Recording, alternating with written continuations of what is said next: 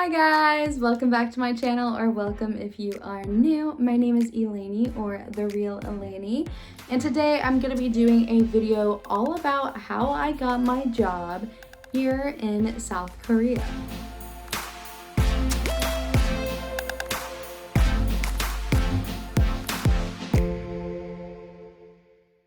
So if you don't know, I am a teacher here in South Korea. I've been here for 11 months now, and I am teaching kindergarten and living in Incheon.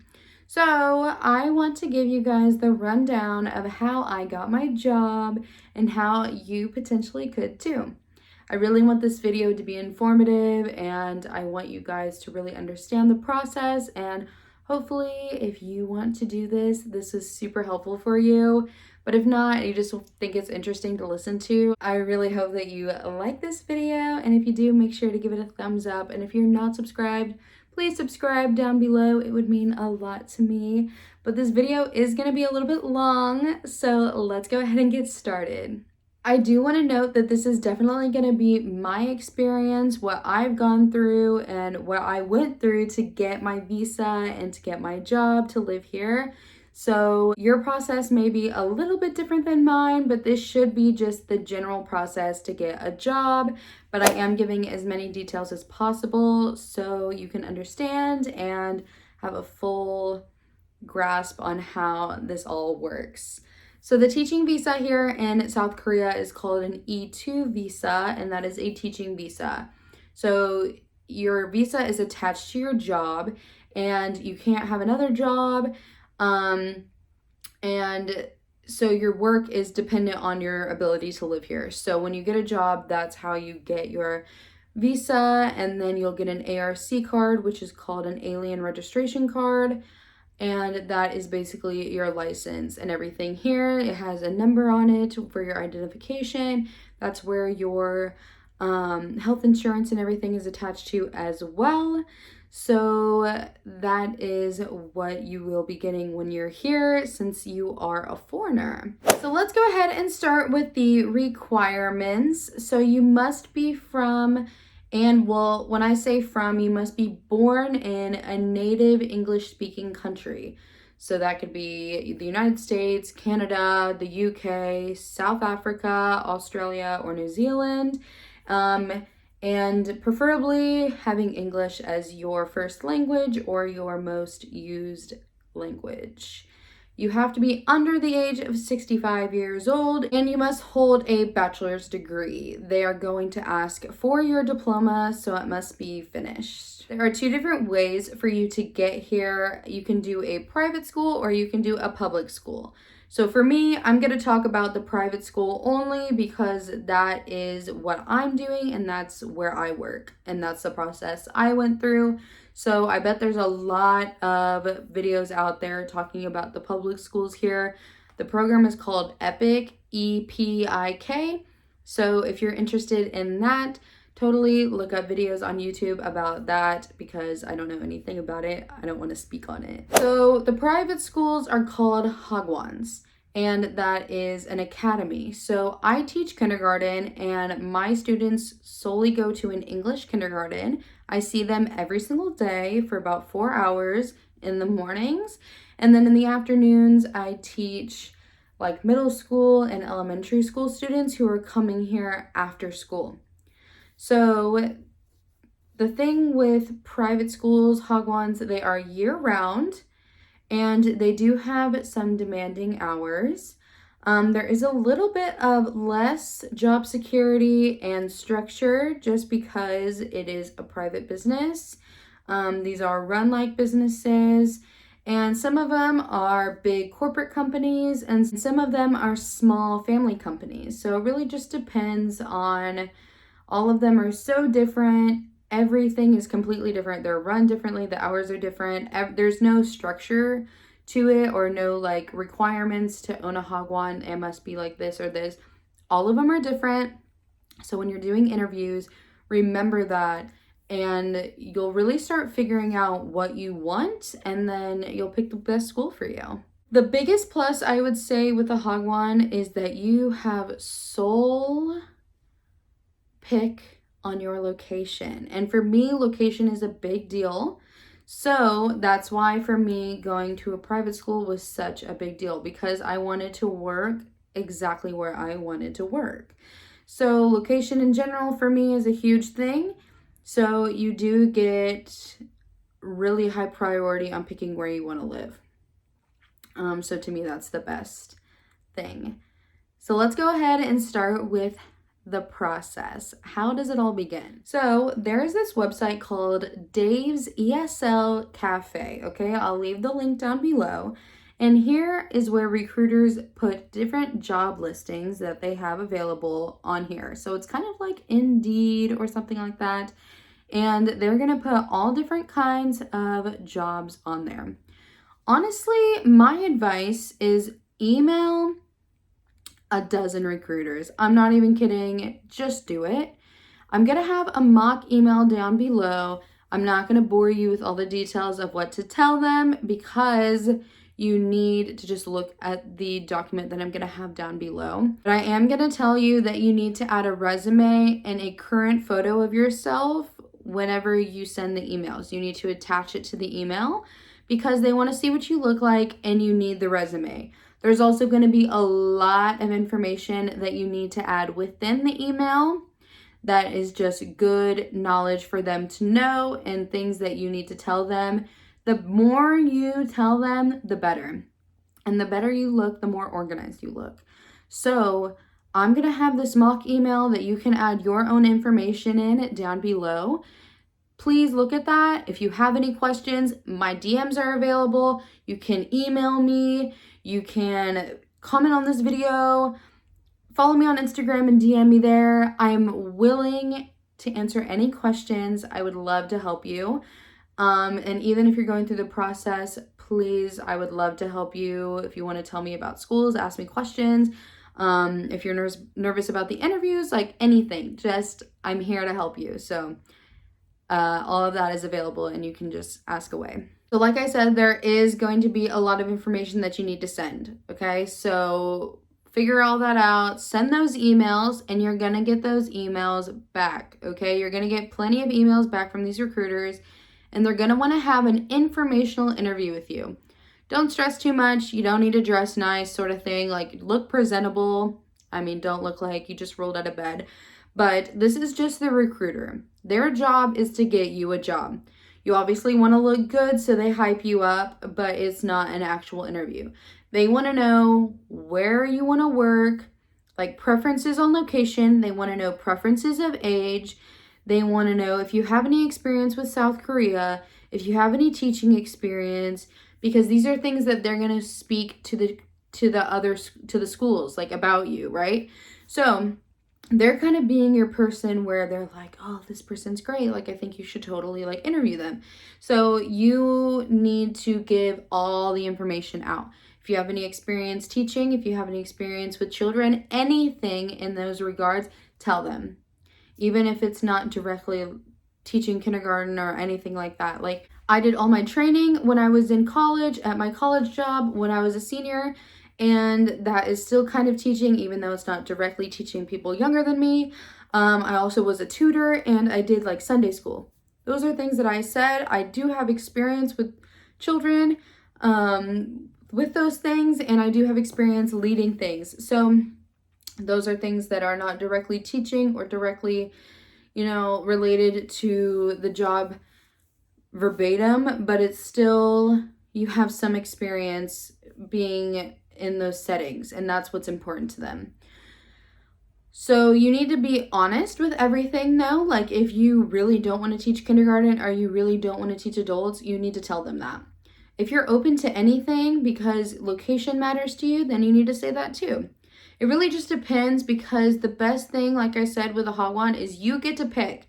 So if you want a good location and you don't care what age or who you're teaching, then good, tell them that and tell them where you want to live. If you're like, no, I have to teach middle school, you can still have a preference of location, obviously, because, or else you wouldn't be doing the Hagwon. I mean, I don't know, but you should still give them preference of location. But if you are specific, then your options might be more limited. There seems to be a lot more kindergarten options, but you can get anything you want. That's the beauty of all of this, is you can really fight for what you want. They're also going to discuss the timeline, okay? Because the visas take a long time. I mean, it can take up to like 3 or 4 months, maybe even more, to get everything together. And one thing is, you cannot be in Korea while you're getting your visa. You need to come into the country to validate your visa.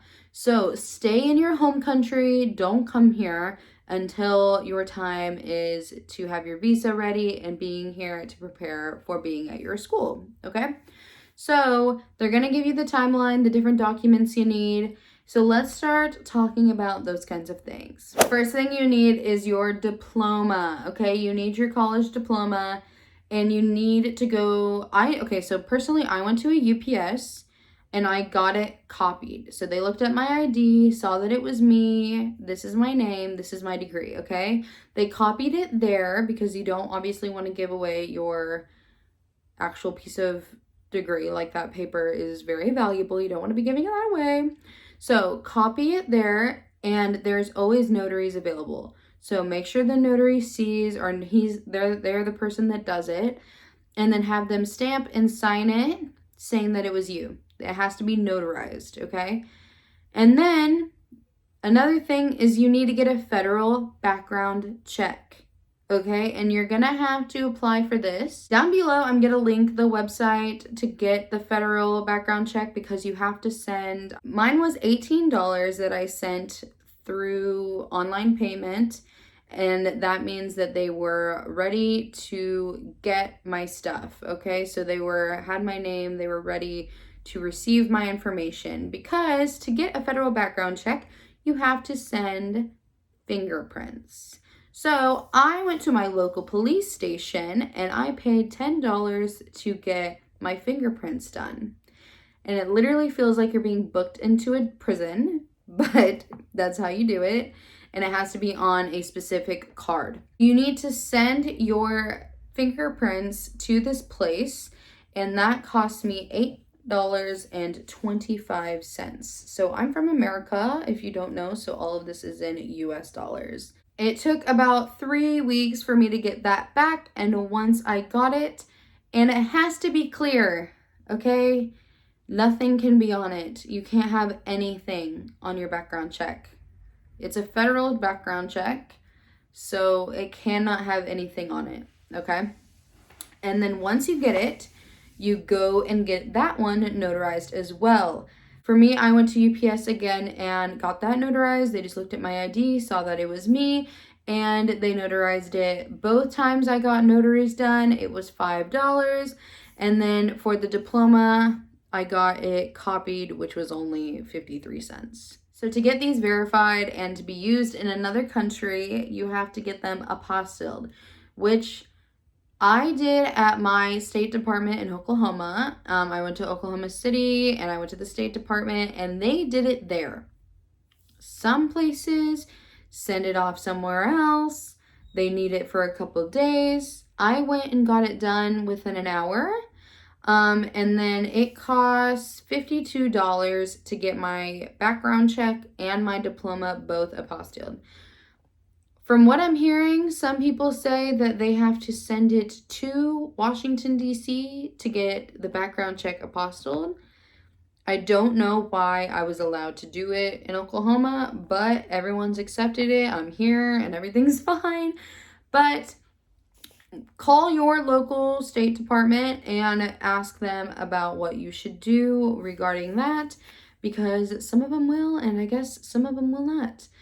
From what I hear. So that's what you do with those documents. Also, I didn't have my passport up to date. Mine was 5 years when I got mine because I was under 18, so it expired. So I had to get a new one, and that one was $110 plus $60 to get it expedited because I needed it quickly. So that was $170 for the passport book only, okay? It took about a month for it to get here. And then there was also a fee from USPS because this is the only place that you can send it from when you're doing it in America, and it was $35. You would need many passport photos when you're doing the visa process and everything. So I went to CVS, and normally you get 2 photos, but I got 6 photos. And that was $48.68. I should have gotten 8 because I then had to go back later and get another 2. But that's what I did at the time. So you have to send all of these documents once everything is finished and cleared with the visa process. They send you a bunch of things that you need to print out and fill out and sign. You send all of these things, and for me to expedite it through FedEx, it was $105.70. Okay? So then I waited 1 month to get my visa issuance number to issue my visa, okay? So I had to go to CVS to get another passport photo, which was $15.89. You must get a COVID test done, even though you're not about to leave yet. But you are sending all of this to your nearest Korean consulate in America. So mine was in Atlanta. So I personally shipped mine. I know people who drove to get theirs done. I just shipped mine because you do have to ship your passport. So if you are scared about getting things lost in the mail, then go ahead and take it yourself. But I personally just sent mine in the mail. So what you have to do is you have to have a $40 money order. And apparently you can only use cash for that. And there is a $1.25 fee for that as well. So you must send your COVID test. I got my results via email, and I just emailed them back to the person in the consulate, and they were totally fine with that. Call yours, make sure that you have all the information for it. And I sent my passport, a bunch of documents, the money order, photos, and I overnighted that to them with USPS, and it was $26.35. I also included another overnight envelope with with my address on it and their return address, so like the opposite, and I stuck it inside so that it was already paid for and everything. And so that's how they returned it and overnighted it back to me, which was another $26.35. Okay, so that was all of the documents and all of the costs associated with it. So I know that was a lot, but the total ended up being $568. Yay! So also with this working at a Hog One, what other benefits do you get? Okay, so we get a salary. The salary is monthly, okay? So it can range between so this is going to be Korean won, range between like 1.8 Korean won to like 2.4 or 5 is usually like your first job. So that's about like $1,800 to $2,500 a month. So they do take out some money for taxes, some money for your insurance, and some money from your pension. You do pay utilities for your home, so water, electric, gas, but your rent is completely free. Your school pays for your rent. Okay, so in all, your expenses for living and having a phone bill are probably going to be no more than $200 a month. So at the end of the day, you're probably going to have $350 taken out of your paycheck for all your expenses and everything. Medical is amazing here. Medical insurance, you're barely paying anything for it. Your school is paying a lot on the back end, and you're paying about half of all of those things that are putting into it. But medical insurance in this country is amazing, and you can use it anywhere. It's attached to your ARC number. Anywhere you go, they put that ARC number in, and it will take off the discount and apply to your insurance right away. There's no insurance card, signing up for a company, anything like that. So, and again, I'm from America, so this is my take on it from being an American. So Yes, at the end of the day, say you are making about 2.5. I mean, that's a little bit on the higher side. So let's say at the end of the day, you're leaving with about 2.1 at the end of every month. Your expenses are going to be about $200. So you're going to have about 1.9 or 1.8 roughly. At the end of the month, that's $1,800. Food here, you can literally spend, as a single person in like a really small place, you will probably spend like eight, nine, maybe $1,000. $1,000 is like you living chill, like you're living lavishly, you're going out to eat, which going out to eat is actually really good here. Like as a single person, it's actually cheaper, but you're going out to like nice restaurants with your friends, you're going shopping, you're going to like art exhibits, you're doing fun things, you're traveling. You're able to do all that for like $1,000 a month, and you have so much that you can save every single month. It's amazing. Like I love living here so much. You get so many amazing benefits. It's insane. So, I want to do a video on how much I spend in a month, so I'll give you guys rundowns of how much my utilities are, how much I pay for everything. If you guys would like to see that, let me know down below. Okay, so let's get back to the interview process. So when you're interviewing, this is all happening in the midst of you doing all the paperwork and everything for your visa, okay? So these are happening at the same time. So I just wanted to go over all of that paperwork and money and everything, just so we're not getting like confused at the same time. So let's pivot back to the interviews. So whenever you're getting all of these different options from these recruiters after you guys had your informational interview, they're going to be sending you different options for jobs, okay? So they're going to be sending you different things like, hey, do you want me to apply for this job for you? Do you want me to send in your application and see if you can get an interview? And some of them work with, hey, I already applied for this job for you and I think it'd be a good fit. Like, are you interested in interviewing? Because they want to interview you. So there's different ways that each recruiter works. Just go with the flow, be really easygoing. Not everything's going to be the same. It's not a set structure. All of these are from different companies, all of these recruiters, okay? They all do things super differently. Don't worry about it. Just go with the flow. Everything's fine. And the biggest thing is you want to stay on top of these recruiters though. They're going to send you options and then you'll be interviewing, but you need to keep up with them on your, like the ones that seem more promising and the ones that you're getting interviews that you like and things like that. You want to keep on top of them. You want to keep giving them information on how your visa process is going and how everything is, like what your documents, like what status they're in, like where they are, what you've been doing. So you really want to keep like a detailed email about that every single time you email them, and you want to keep up to date with them. If they don't reply to you within 24 hours, you need to email them again. And you don't need to be rude or disrespectful. Just a reminder like, hey, I emailed you a day ago and I was just wondering if you got it. Like, what are you thinking about this? Like, I had the question about this and this. This is your livelihood and this is your job. If this is what you want, then you got to work for it. And sometimes you got to be a little bit pushy. Use your little American pushiness and push your way into getting a job. And they want you to sign with anything to make them money, okay? Whatever school you sign with, that's when they get their paycheck, okay? So don't really listen to them on which job you should take and which job is good or bad. Listen to yourself and listen to what you want. Whatever school has what you want, you take that one. Don't be listening to the other things.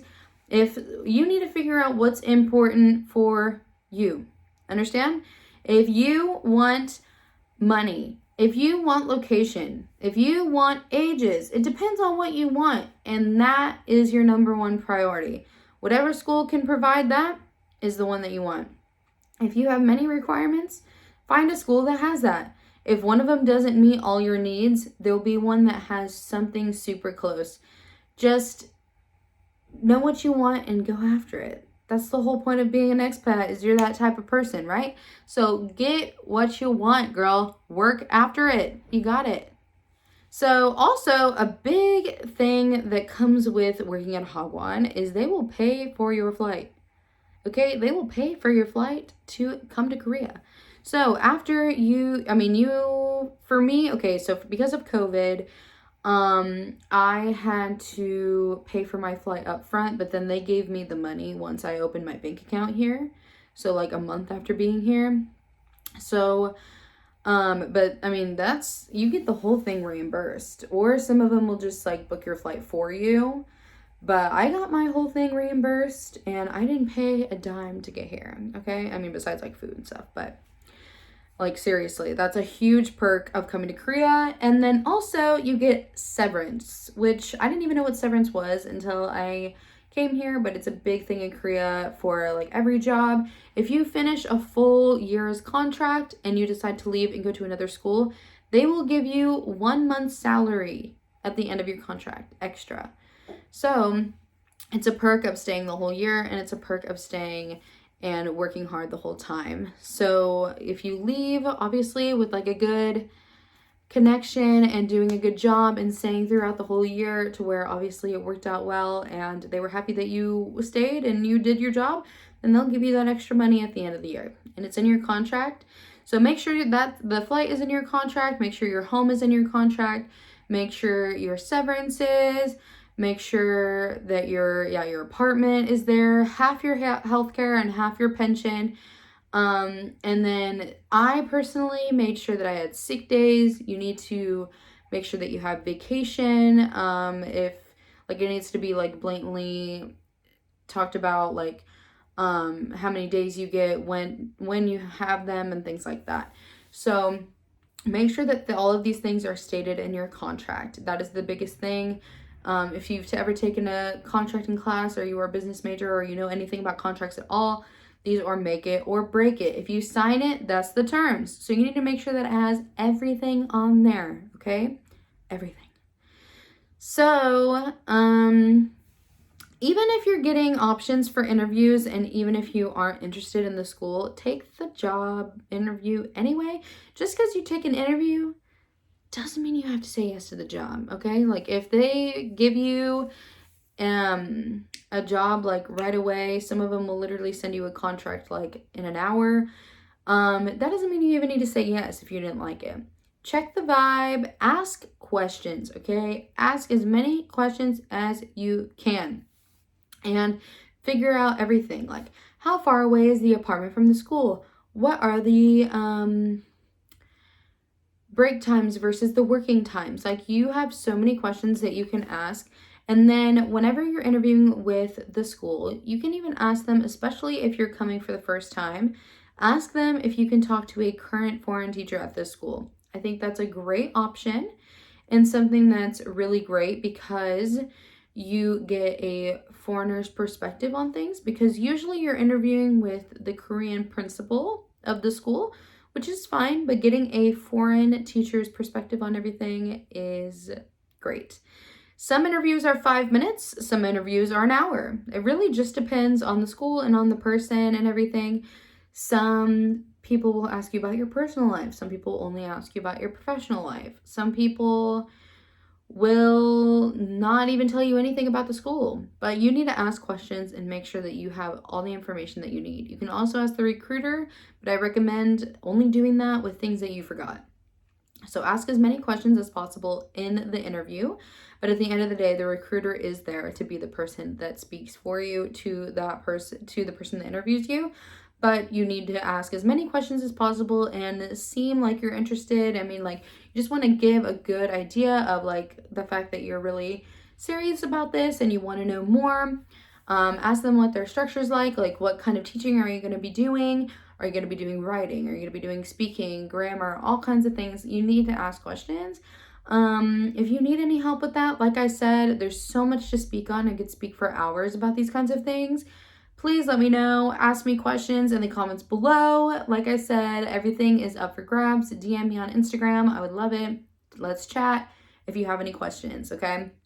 There's a lot that goes into this, and this is a job. I mean, even if you're only here for a year, which I don't recommend, I recommend you stay here for a while. Once you're here for a year and you like get everything figured out, you're gonna have to leave, and that would just suck. So anyway, but even if you're here for just a year, like that's a year of your life. So you need to make sure that you're going to be in a good setting and that you're happy and that everything is exactly as you need it to be. Okay. So again, don't be afraid to ask me questions and don't be afraid to ask the recruiter questions and everything like that. This is your life. So don't be afraid. Don't be afraid. All right. So like I said, it really comes down to what you want when it comes to a job. Okay. So at the end of the day, the process can be a little bit difficult. There's a lot of paperwork. There's a lot of money involved. There's a lot of things that go into it. I mean, it's all foreign. It's all scary. You're moving to a new country. You don't know about everything, how like everything works and everything. So do your research when it comes to living in Korea. Do the real research. Okay. Look up people's days in the life. Look up how much things cost. Look up people hanging out in Seoul and doing fun things. Don't base it off of K-dramas and those kinds of like flashy poppy things or like pop culture stuff. Like, okay, look up people who really live here. Look up their YouTube videos. Find people on Instagram, maybe DM them, ask them questions. There's a lot of things that you can do to really get an idea of what it's going to be like to live here. I feel like I didn't have very many like, oh my gosh moments, huge culture shock things, because I kind of knew everything before I got here. So that's really important. Pick South Korea because you love South Korea. Don't pick South Korea because of the benefits of working here and things like that. Like, you'll be miserable if you care more about money than actually being here, okay? So pick South Korea because you love South Korea, and pick a school because you love the school. Don't care about what anybody else thinks, and don't pick something because you feel like you need to or you have to or someone else wants you to. Do it because you want to, okay? So if you care more about money, location, age, whatever it is, pick that. If you really want to have an apartment that's right next door to your school, make that a priority, okay? There are so many things that you can have with a school that you can be the boss, all right? So I hope you have a happy hunting with your jobs and a happy process with getting your visa here. Like I said, I'm an American, and this was my process via being from America. So I hope you guys enjoyed listening to this, even if it was just like, oh my gosh, how does she move there? I'm just interested. I hope you guys enjoyed this video, and I hope you guys have an amazing process. Like I said, if you do decide to come here, and if you do, oh my gosh, please hit me up. I'd love to hang out and show you around. Next year, I am moving to Jeomsil. Since I've been here for 11 months, I decided to move to Seoul after this 1 year. And I am so excited. So in 1 month, I will be moving to Jeomsil, which is in Seoul. It's on the east side of Seoul, and I'm so excited. So Incheon wasn't my number one, but I came here and I'm so happy I decided to pick this. Even like, this was the best school for me, I think, for my first year, and I'm so happy with how everything went. It's just not something I want to continue with, and that is completely fine. But your first year is your time to learn and your time to explore and figure out what you need, because sometimes you don't exactly know what you need or what you want whenever you're not even here. So, and I've never visited South Korea before I moved here. So I'm so happy that I decided to go with what I went through. And now it's time to move on to another chapter, which is totally fine. And I'm so thankful for my school now. And I'm so thankful for this year. I'm going to be doing a year update video talking about everything that happened in this 1 year of me being here, and just talking about like what I'm excited for the future and everything like that. So look out for that video. Again, subscribe if you're not subscribed, and give this video a nice thumbs up. I'll see you guys in the next one. I hope you enjoyed this one. Love you. Bye.